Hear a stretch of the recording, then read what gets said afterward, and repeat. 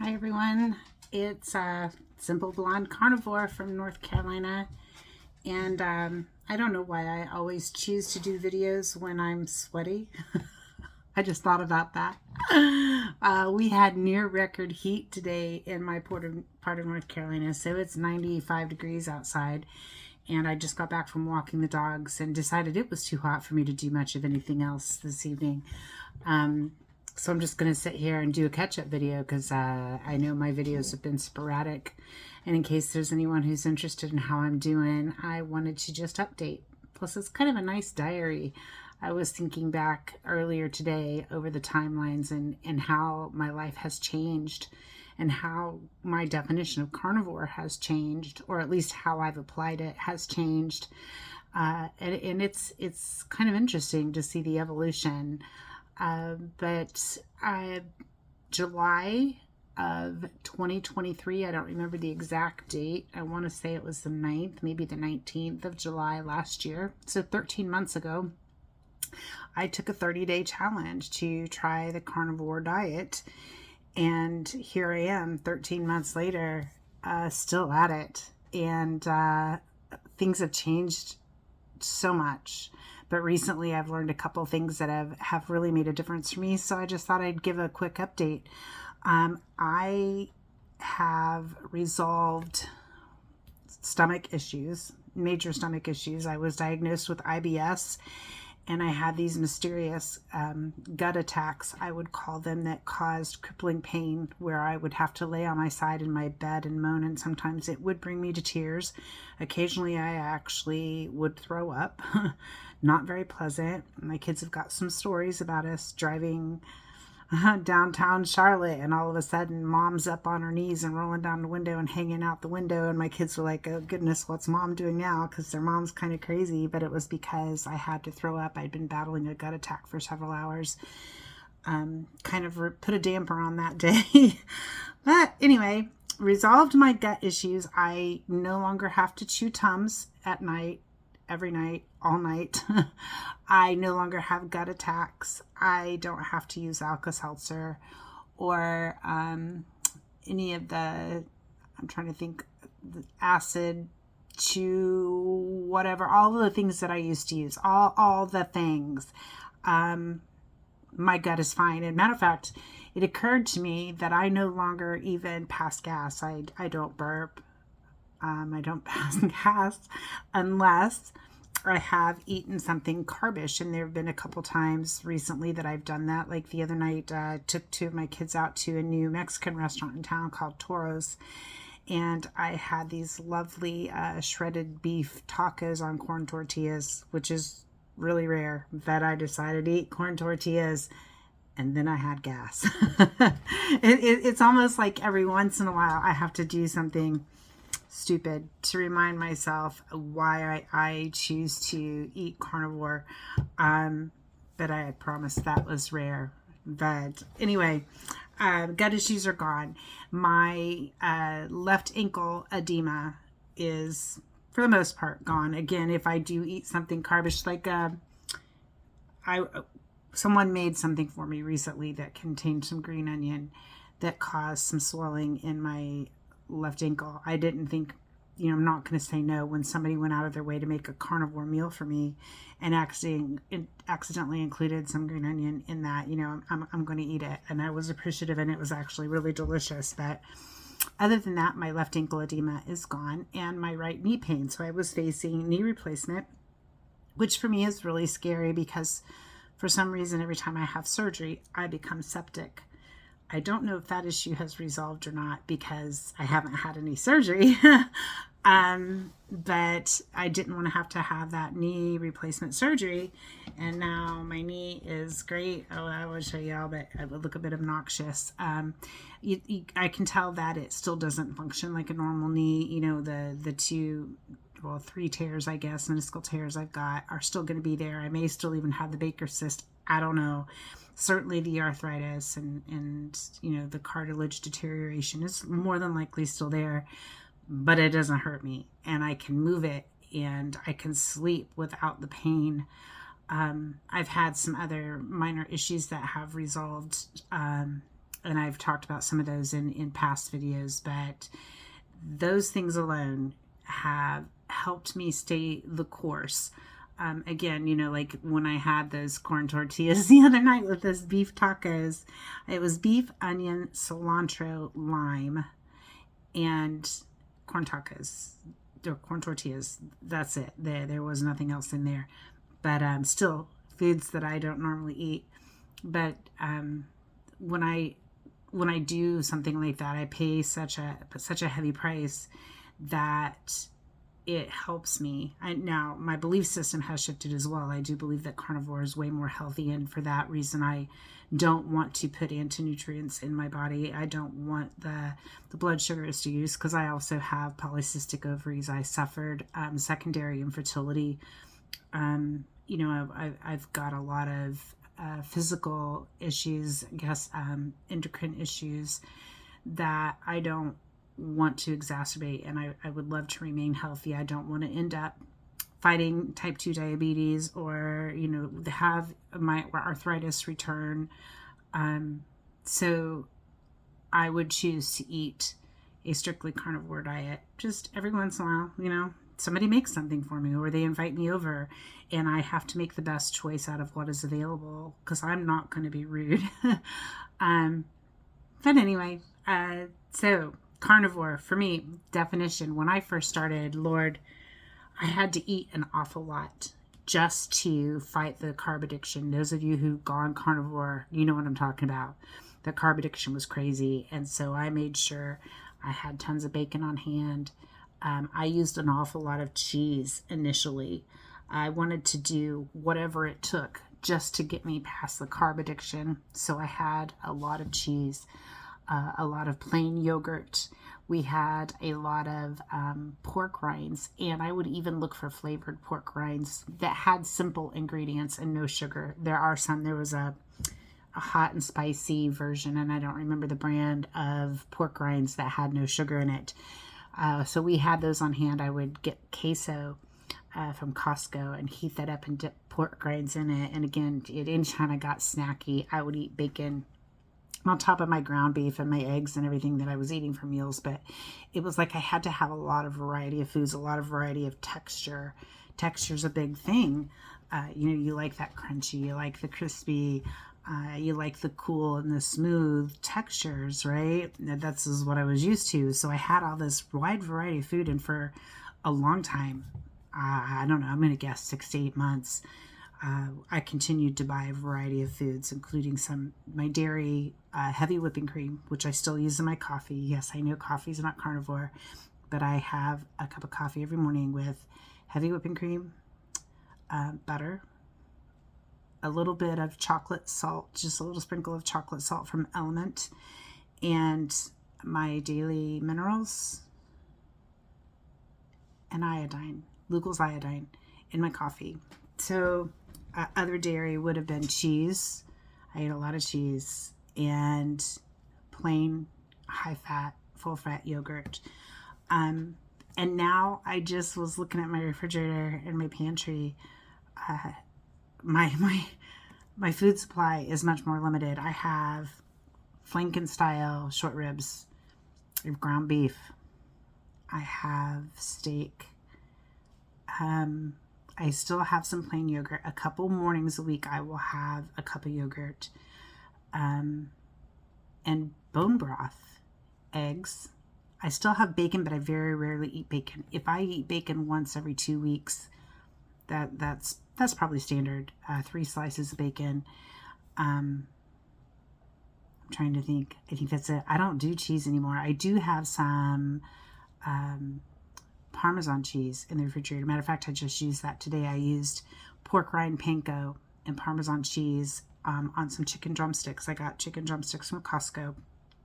Dipped those in egg and then covered them with the pork rind panko and Parmesan cheese, and I baked those.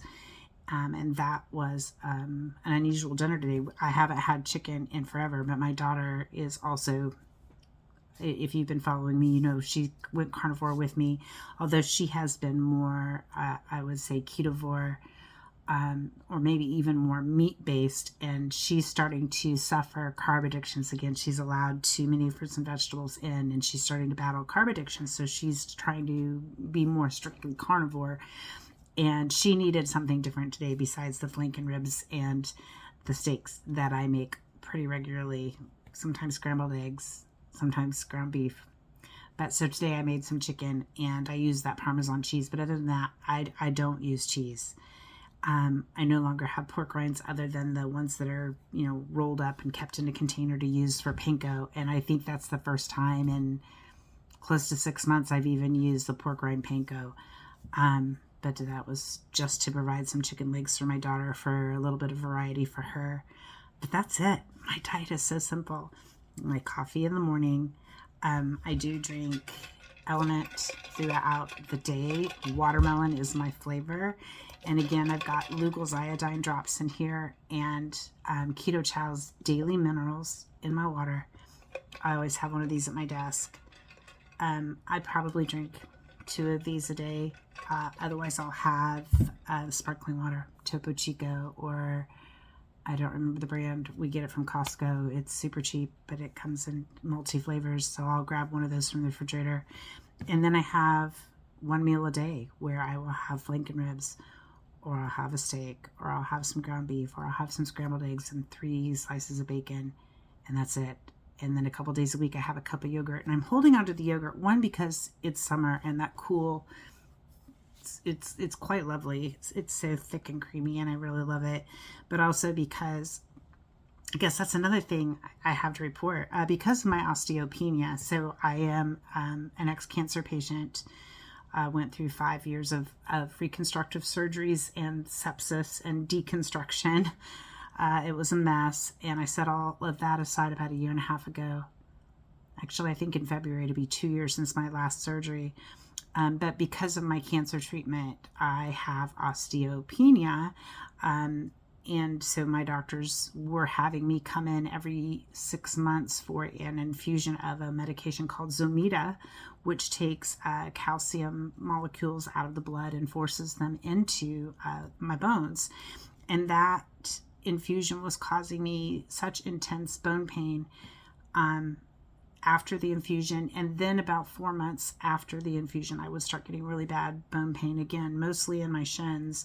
But I'm not sure what was causing it. My doctors couldn't explain it, but it felt to me like the pain that I got after the infusion was the calcium molecules, because they're rather large, being pushed into my bone.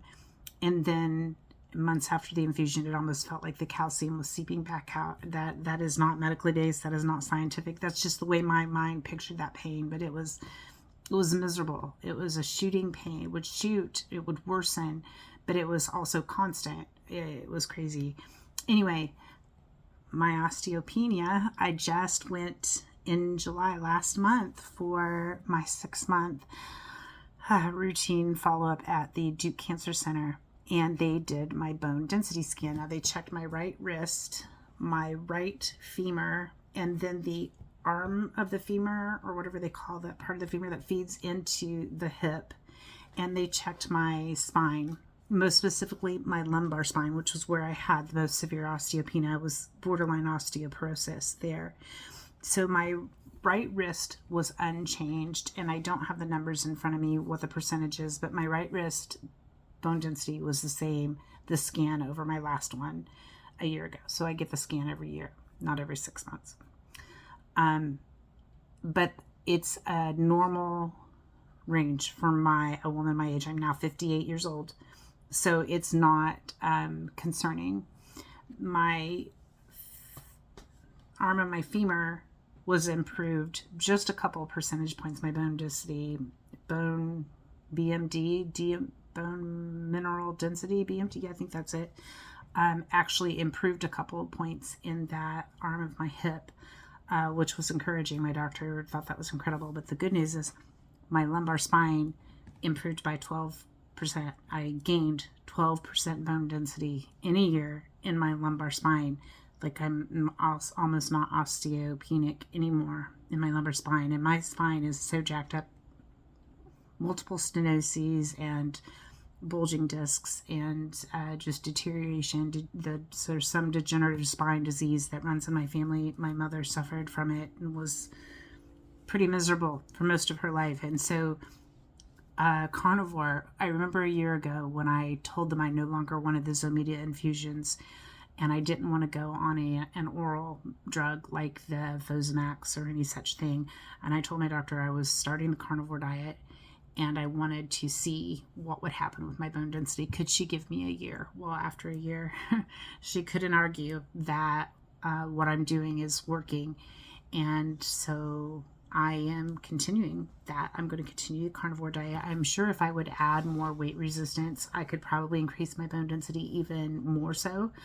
But I'm just so encouraged. So the wrist was unchanged. My hip was slightly better. My lumbar spine was considered to gain 12% bone density when you're 57, 58 years old in a year is just mind blowing to me. So all of these reasons, carnivore is amazing to me. And a recent change that I made. So again, if you've been following me, you know that my weight loss has stalled dramatically. I started out carnivore at 227 pounds. And I lost 25 pounds, 27 pounds pretty dang quickly. And I'm pretty sure most of that was water weight because I was really holding a lot of fluid. Between the ankle edema and all the arthritis pain in my knee, it's pretty obvious that I had some inflammation in my body. So I'm pretty sure most of that was inflammatory and water relief. I mean, it was instant. Truly, at the end of that 30-day challenge, I knew I was never going back because I felt so much better. But since then, my weight has stalled again. I had to do quite a bit of eating for a while because I just needed to get over those snacky addictions. I was a carb-heavy farmer's daughter. I was heavy into vegetables and fruits and whole grains and all of that for most of my life. I still ate animal protein, but it was a very small part of my diet. So weight loss stall. And then sometimes I would think maybe I wasn't eating enough because once I got to where I didn't need this variety of food, sometimes I wasn't eating very much. I'd have maybe 3 eggs and 3 pieces of bacon. But I was just trying to follow my appetite. But now I'm to where I eat maybe, when I eat a ribeye, I get one of those Costco ribeyes that's, this thick and it's, almost 2 pounds. And I'll eat half of that and have a cup of yogurt. Or I'll eat, I don't know, almost a pound of the flanken ribs. I think my daughter and I share a pretty large package of those when I make them. Or I'll have a pound of ground beef with butter and salt. And I do put butter in my coffee, so I know I'm getting some fat that way. But pretty steady diet and pretty steady activity now. I go all the time, except for when I'm sitting here at my desk working, but I work from home and my work days are long. So I'm up and down a lot. I'll go and do the trim mowing or I'll run the weed eater. I still use a clothesline for my laundry. So I'm, putting clothes on the line, bringing clothes in. I've got 2 dogs. We go for 2 walks a day. I like to go hiking and I don't know, spraying the weeds in my gravel driveway that really needs to be redone, but I don't have the money for that to get it graded and re-graveled, and so I've got grass that grows up in there, so I'm always out with sprayer, spraying the weeds to keep my driveway somewhat manageable. You name it, and I'm doing it, so I'm always super active. Don't remember where I was going with that.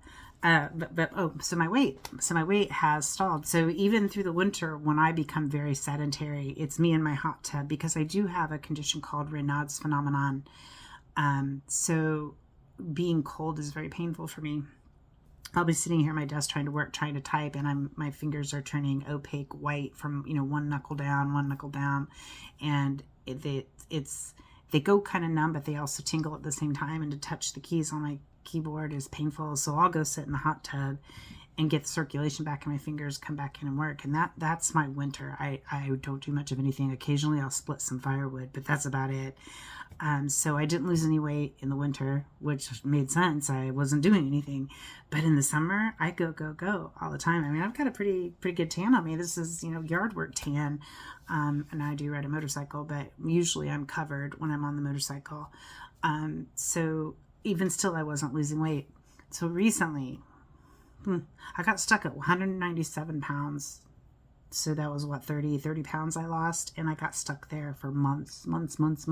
I wasn't losing weight, but I didn't get discouraged. Again, I felt so much better that I just kept going. And I knew that sooner or later, my body was going to heal enough that it could finally focus on losing, burning the extra fat. So I just stayed the course. But I was watching some videos, and if I find them, I'll drop the link because I don't even remember whose they were. But there was a man who wrote a book on copper.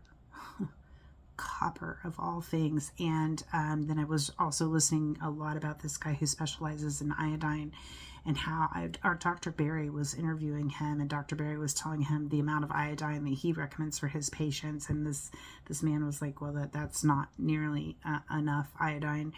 So I started using Keto Chow's Daily Minerals. I've had 2 bottles of it in my kitchen since I started Carnivore, just because I watched everything I could find, and I was looking for any product that might help me, and I wanted to stay healthy. I didn't want to suffer any issues. So I bought these daily minerals, but they're so freaking bitter. I know some people said they mix it with water and some lemon juice, but I just couldn't find a way to drink those daily minerals. So they just sat on my shelf. But when I went and looked that there's boron in those daily minerals, there's copper. Now, it's not a whole heck of a lot, but there's some in there. I was like, well, I'm just going to go ahead and start using these daily minerals until I can figure out how to get more copper in my diet. And so I started using again, in my coffee, just a few little drops of daily minerals in my cup of coffee. And then I put as much as I can stand, and I haven't measured it, but in this big thing of water with 1 packet of Element and my Lugol's iodine, I put daily minerals in here. And so oddly enough, and I'm assuming there's got to be a connection. When I increased my iodine and I began taking the copper, my body has lost weight. I today weighed 185, so I'm now down an additional 12 pounds. And the strange thing is that this week alone, I've lost 3 pounds. I was 188, and in a week I'm down to 185. And it's been a week since I started taking the copper. The other part of the 12 pounds that I've lost recently came during my motorcycle trip. So I just got home from every year, well, almost every year, I try to take a solo motorcycle ride somewhere far away from North Carolina. And this year I rode to Indiana, to my hometown, and went to my 40th high school reunion, y'all. 40 years since I graduated high school. It's crazy. But shout out to those Hayworth Huskies, and I had such an amazing time. And then from Indiana, I rode to Brookville, Kansas, where my father is buried. I had been able to attend my father's funeral in Indiana, but I was not able to go to the gravesite service. And he's buried in a little bitty, cute little country cemetery out in this tiny town called Brookville, Kansas. And so I got to ride out there and spend some time just talking to Jesus and meditating on my father, my earthly father, and all the amazing things that he taught me and how he shaped who I am as a person.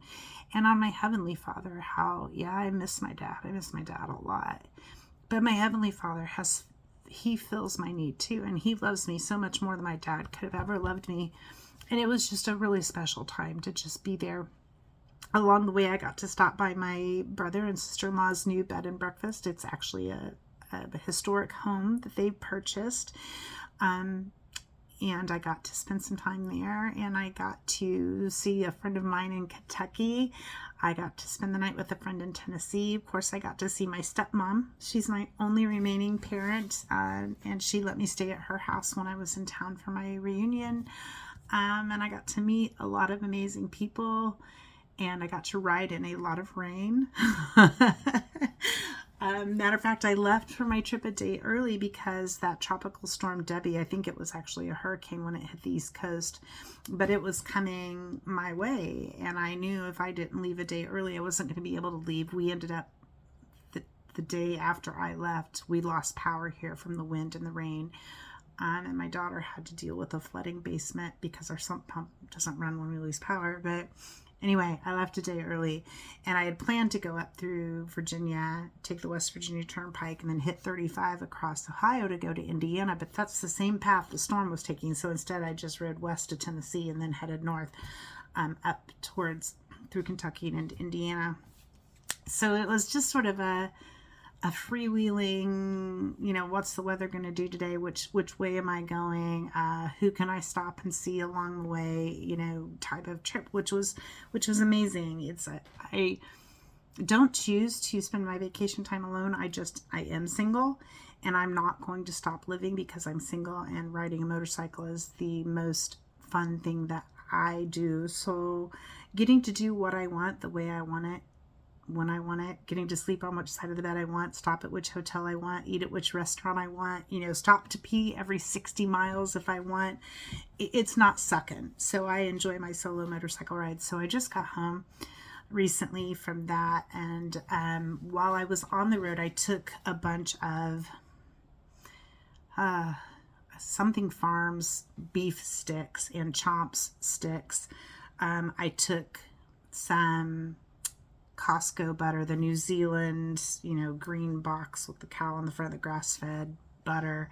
I took some of my own salt, and I kept it all in this little soft cooler that I would get ice from the truck stops or from the hotels and keep it in this cooler. So, I also took whipped cream. Funny story.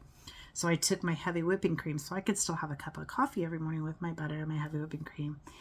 And the motorcycle, not only does it going over bumps on the roads, but the motorcycle itself sort of jiggles. So every day I would pour heavy whipping cream out, and you could see that the stream was getting smaller and smaller because more and more of the whipping cream had turned into actual whipped cream.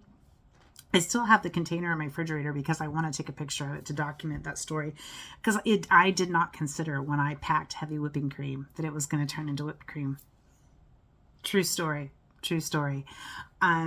But anyway, that's all I took to eat. So a couple times people cooked meals for me. My sister Monica made some salmon for me, which was amazing. Salmon with some pesto and butter. My sister-in-law Terry made some egg and sausage little things for me, and my first carnivore cake, which was amazing. My cousin Pam took me out for a steak dinner. I got to have a ribeye with my cousin Pam. But otherwise, most of the time, I was just eating my butter and eating these beef sticks on the road. It made for really quick stops. I was able to cover a lot of miles. I wasn't hungry. I was able to go to the bathroom every day, which is strange. I know on Carnivore, a lot of people do not have a bowel movement daily. As long as I'm getting enough fat in my diet, I have a daily bowel movement, and that continued all through my trip. And I actually lost a little bit of weight because I was having so much fun on the motorcycle, being in the wind and just looking at the beauty around me. Sometimes I was also going through some hard times with some rain and trying to stay alive in traffic, or suddenly being on roads out in the middle of nowhere that the pavement just stopped without warning. I could see, 100 yards in front of me, pavement was ending and it was becoming dirt road. And my bike is not a dual purpose bike. I ride what I call an old man bike. It's a bagger. It's not even a cruiser, it's a big boy. So I just didn't think about eating. So I think I lost a little weight, but since I've been home and started this copper, it's just starting to come off a lot more quickly. And I think there might be something to it. I don't know. I'll report in again. But for me to finally start losing weight and get below 197, now down to 185 is truly incredible. And it feels good. It feels good to be able to show people, because a lot of people in my life are still very critical of my diet, very concerned that it's unhealthy, but mostly they're just like, I could never eat like that. I don't know how you do it. I don't know why you do it. I wouldn't enjoy my life. So it's nice to have an outward way to show them that this diet, this way of eating does make changes. They weren't inside me to feel the pain.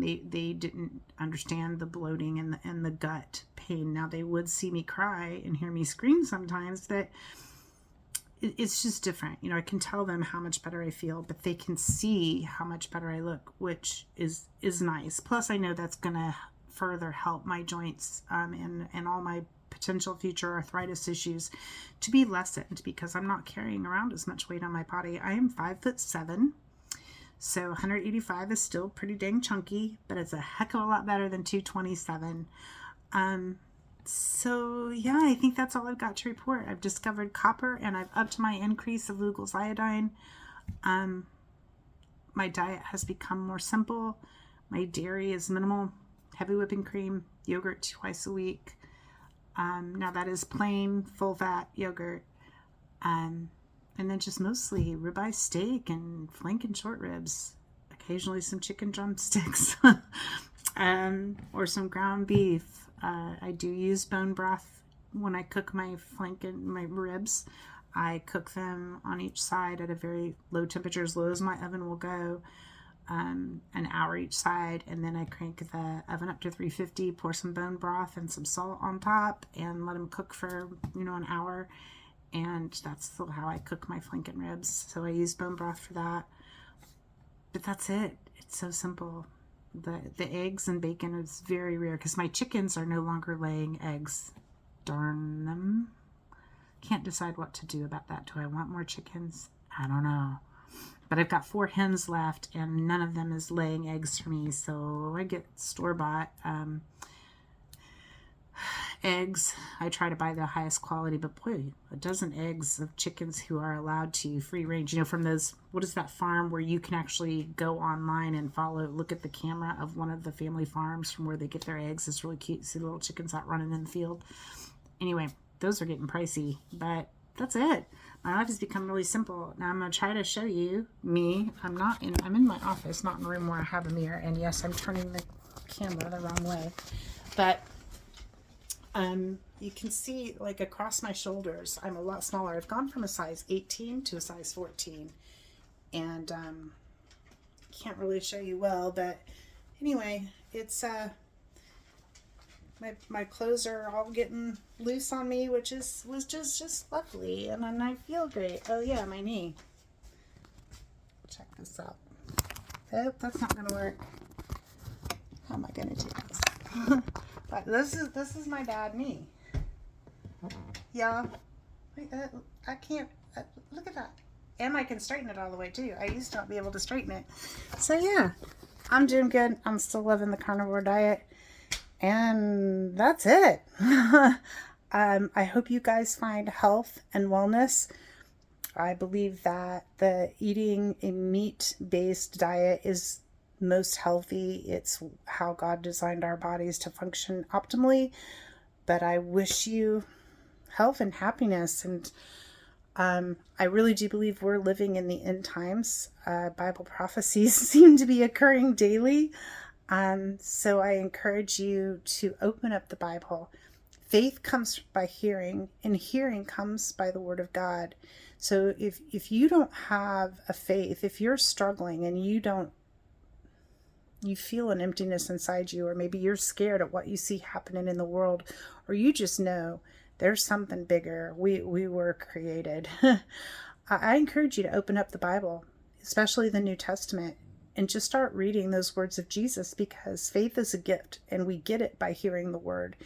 And I'm thankful for my Lord and Savior, Jesus Christ, and in whom I have faith. I've got his promises. I've read his word. I know how this story ends, and I'm thankful for that in these crazy times.